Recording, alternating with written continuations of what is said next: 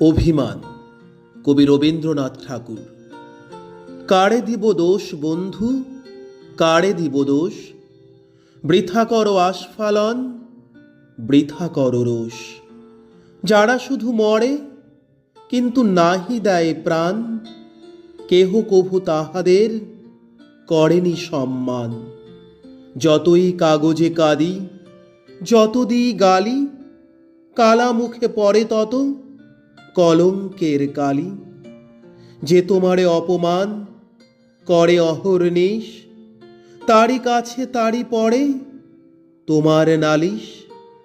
নিজের বিচার যদি নাই নিজ হাতে, পদাঘাত খেয়ে যদি না পারো ফিরাতে, তবে ঘরে নত শিরে চুপ করে থাক। সাপ্তাহিকে দিক বিদিকে বাজাস নেঢাক। একদিকে হুঁশিয়ার অবজ্ঞা অটল, অন্যদিকে মুশিয়ার শুধু অশ্রুজল। ধন্যবাদ।